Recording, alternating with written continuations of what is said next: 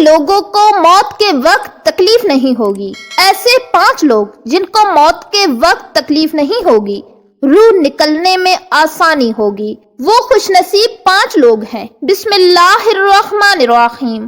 5 لوگوں کو مرتے وقت تکلیف نہیں ہوگی، ان کی روح آسانی سے نکلے گی۔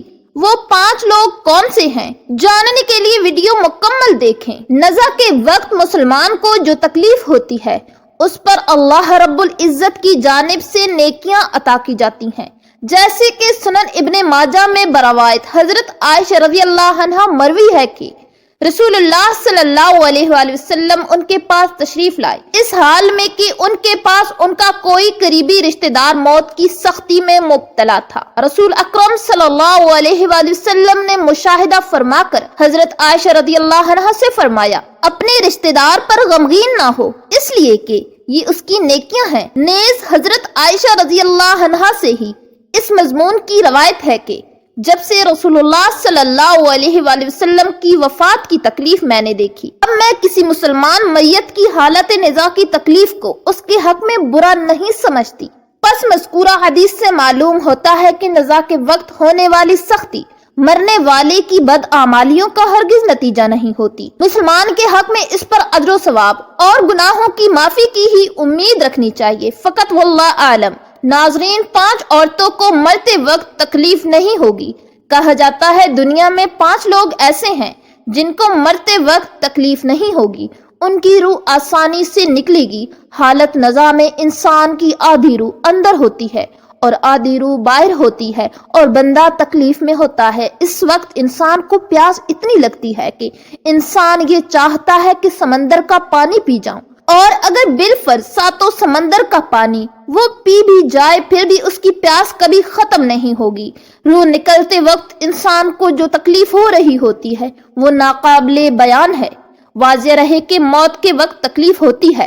حضرت سفیان ثوری رحمت اللہ فرماتے ہیں کہ جب ملک الموت قبض روح کے لیے انسان کی رگ کو دباتا ہے تو لوگوں کی پہچان ختم ہو جاتی ہے، بات کی طاقت جاتی رہتی ہے، دنیا بھول جاتا ہے۔ صورت مسئولہ میں جو نیک لوگ ہوتے ہیں موت کے وقت ان کی تکلیف کم ہوتی ہے۔ 5 لوگ ایسے ہیں کہ انہیں مرتے وقت ذرا بھی تکلیف نہ ہوگی، یعنی موت آسانی سے ہوگی اور بغیر تکلیف کے ہوگی۔ پوچھا گیا جناب وہ کون سے 5 لوگ ہیں جنہیں موت کی سختی میں بھی آسانی میسر ہو؟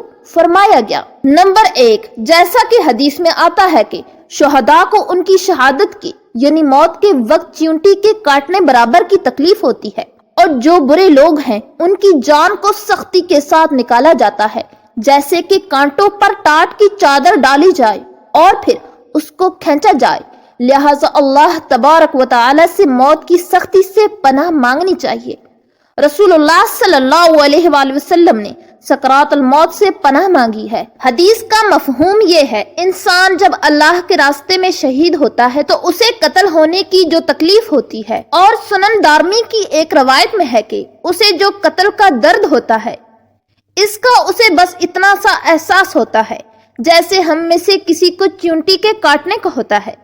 سنن دارمی کے الفاظ ہے کہ جتنا چیونٹی کے کاٹنے کا درد ہوتا ہے، یعنی شہید کو دوسرے لوگوں کی طرح موت کی سختی اور سکرات کی تکلیف نہیں سہنی پڑتی، بلکہ موت کے وقت اسے جو زیادہ سے زیادہ تکلیف ہوتی ہے وہ اتنی ہوتی جتنی ہمیں چیونٹی کے کاٹنے سے ہوتی ہے، جو فوراً ہی ختم ہو جاتی ہے اور اس کا احساس تک نہیں ہوتا۔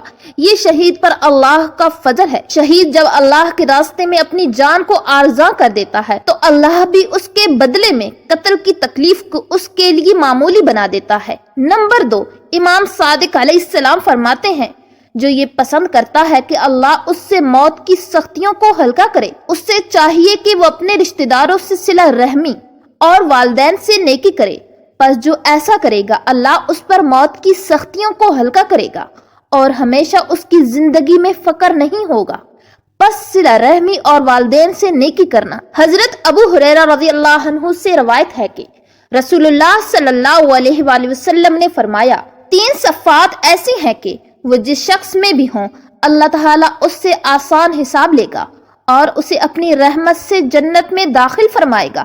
صحابہ کرام رضی اللہ عنہم نے عرض کیا، یا رسول اللہ، کن صفات والوں کو آپ صلی اللہ علیہ وآلہ وسلم نے فرمایا، جو تجھے محروم کرے اسے عطا کر، جو تجھ پر ظلم کرے تو اسے معاف کر، اور جو تجھ سے رشتہ داری اور تعلق توڑے تو اس سے جوڑ۔ صحابہ رضی اللہ عنہ نے عرض کی، یا رسول اللہ، اگر میں یہ کام کر لوں تو مجھے کیا ملے گا؟ آپ صلی اللہ علیہ وآلہ وسلم نے فرمایا، تجھ سے حساب آسان دیا جائے گا اور تجھے اللہ تعالیٰ اپنی رحمت سے جنت میں داخل فرما دے گا۔ اس کے برخلاف رشتہ ناتا کو توڑ دینا اور رشتہ داری کا پاس و لحاظ نہ کرنا اللہ کے نزدیک حد درجہ مبغوض ہے۔ نبی اکرم صلی اللہ علیہ وآلہ وسلم نے ارشاد فرمایا، میدان محشر میں رحم جو رشتہ داری کی بنیاد ہے، عرش خداوندی پکڑ کر یہ کہے گا کہ جس نے مجھے دنیا میں جوڑے رکھا آج اللہ تعالیٰ بھی اسے جوڑے گا، یعنی اس کے ساتھ انعام و کرم کا معاملہ ہوگا، اور جس نے مجھے دنیا میں کاٹا آج اللہ تعالیٰ بھی اسے کاٹ کر رکھ دے گا، یعنی اس کو عذاب ہوگا۔ حدیث سے یہ بھی ثابت ہے کہ دنیا میں بالخصوص دو گناہ ایسے شدید تر ہے جن کی سزا نہ صرف یہ کہ آخرت میں ہوگی بلکہ دنیا میں بھی پیشگی سزا کا ہونا بجا ہے۔ ایک ظلم، دوسرا قطع رحمی۔ ہمارے معاشرے میں قطع رحمی بڑھتی جا رہی ہے۔ اچھے دیندار لوگ بھی رشتہ داروں کے حقوق کا خیال نہیں کرتے، جبکہ رشتہ داروں کے شریعت میں بہت سے حقوق بتائے گئے ہیں۔ نمبر 2، وہ شخص جو اپنے ماں باپ کی موت کے بعد یعنی ماں باپ کے مرنے کے بعد وراثت کا حصہ اپنی بہنوں کو پہنچانے میں جلدی کرتا ہے، یعنی وراثت کا حصہ اپنی بہنوں کو جلد اور بروقت پہنچاتا ہے۔ ایسا نہ ہو کہ بہن کے بچے بھوک سے بلکتے رہیں اور تم بہن کے حق پر قبضہ کر کے بیٹھے رہو، اور بہن اس انتظار میں رہی کہ میرے بھائی کب مجھے میرے ماں باپ کی وراثت میں سے حصہ دے گا۔ ابو سعید خدری رضی اللہ عنہ سے روایت ہے کہ رسول اللہ صلی اللہ علیہ وآلہ وسلم نے فرمایا، تم میں سے کسی کے پاس 3 لڑکیاں یا 3 بہنیں ہوں اور وہ ان کے ساتھ اچھا سلوک کرے تو جنت میں ضرور داخل ہوگا۔ واضح رہے کہ والدین کے انتقال کے بعد ان کے ترکے میں جس طرح ان کی نرینہ اولاد کا حق و حصہ ہوتا ہے، اسی طرح بیٹیوں کا بھی اس میں شرعی حق و حصہ ہوتا ہے۔ والدین کے انتقال کے بعد ان کے ترکے پر بیٹوں کا خود تنہ تنہا قبضہ کر لینا اور بہنوں کو ان کے شرعی حصے سے محروم کرنا ناجائز اور سخت گناہ ہے۔ بھائیوں پر لازم ہے کہ بہنوں کو ان کا حق و حصہ اس دنیا میں دے دیں، ورنہ آخرت میں دینا پڑے گا، اور آخرت میں دینا آسان نہیں ہوگا۔ اور جب تک بھائی بہنوں کا ان کا حق نہیں دیں گے اس وقت تک یہ حق ان کی ذمہ لازم رہے گا۔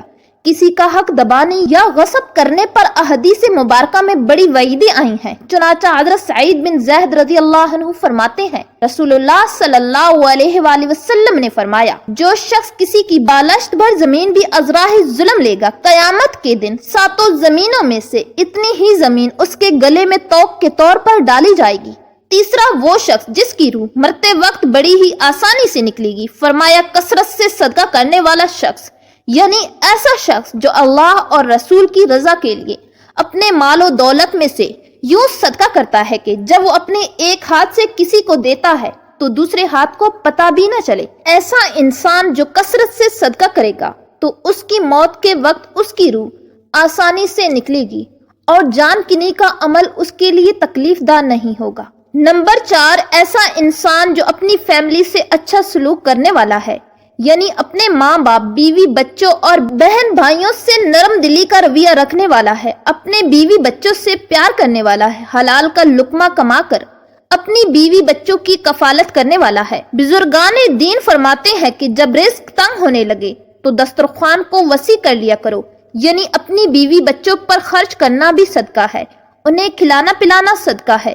لہٰذا ایسا شخص جو اپنی فیملی پر خرچ کرتا ہے اور ان سے حسن سلوک کرتا ہو تو جب وہ دنیا سے رخصت ہوگا تو اس کی روح نکلنے میں آسانی ہوگی اور اسے کوئی تکلیف نہ ہوگی۔ 5واں، وہ شخص جو نہایت خشوع و خضوع کے ساتھ یہ سوچ کر نماز ادا کرتا ہے کہ جو نماز وہ ادا کر رہا ہے وہ میرے نبی صلی اللہ علیہ وآلہ وسلم کی آنکھوں کی ٹھنڈک ہے۔ نماز دین کا ستون ہے، نماز مومن کی معراج ہے، اسلام و کفر میں تفریق ہے۔ تو 5 وقت کا نمازی موت کے وقت کسی قسم کی سختی میں مبتلا نہ ہوگا۔ اللہ پاک سے دعا ہے کہ ہم سب مسلمانوں کی موت کے وقت کی سختیوں کو دور فرما کر ہمارا خاتمہ ایمان پر نصیب فرمائے، آمین۔ کامنٹ سیکشن میں آمین لکھنا مت بھولیے گا۔ جزاک اللہ۔